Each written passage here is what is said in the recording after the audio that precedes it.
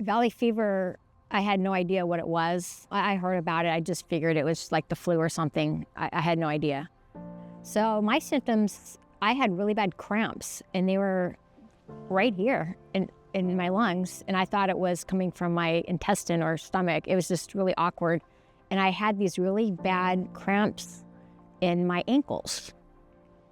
It was the worst pain. And then, I couldn't breathe, obviously.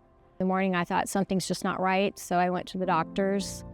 And within 20 minutes of waiting to see him, I had a partial lung collapse. Thought I was having a heart attack. I was diagnosed with bronchitis at first. They didn't know what the problem was, in pneumonia. I had nodules in my lungs. They did blood work, and the only way to determine I had valley fever was the titer count. And if it wasn't for Centric Health doing what they did and their specialist, I probably wouldn't be here today. It's been life-changing, honestly. I used to hike anywhere from 60 to 80 miles a month. And after valley fever and just the recovery, just taking a shower was an ordeal. I do animal rescue on the side, and just, caring for my animals was not an option. You can't breathe. You're not mobile. In my mind, I was still really active. But the second you got out of bed, that was a different story. And literally, it was an ordeal. Taking a shower was the biggest event of the day, because that's all you could do. And it's been quite the journey. My recovery, it's day by day, honestly. Some days I have great days, and some days I can't get out of bed. It just depends on the air quality and the heat. Anything over 85, I can't function. My body overheats. I would say the best therapy for me is to be in the pool with just the pressure on my lungs.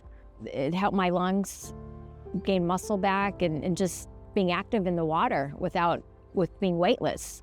That was huge for me, because I couldn't walk anywhere. I couldn't handle my horses. I couldn't, there's a lot of things I couldn't do. But today I'm able to walk a mile or so, and I don't really think about breathing. I just do everything slower, but life's good. And there is a light at the end of the tunnel. You just gotta listen to your body and not overdo it. Anytime the ground is disturbed by rain or wind or weather, the spores are released, and it's not just people that are affected. Horses, dogs, farm animals, cats. It starts with a cough, and it's really hard for the vet to determine, but they can do a titer count, and it's not always just bronchitis. Take them to a vet and just let them know, they were probably out in the weather and they were exposed to valley fever. You can't see it, it's microscopic, and it gets released and you can't see it anytime the ground is disturbed. If you have a cough or fatigue and you just don't feel right and you're getting the runaround by your doctors, have them do the titer count test. I've had valley fever tests done in the past where they come back negative every time, even though I'm still at 1.2 on the titer. Just listen to your body, and if something's not right, go see another doctor. Hi, my name is Kim, and I am a face of valley fever.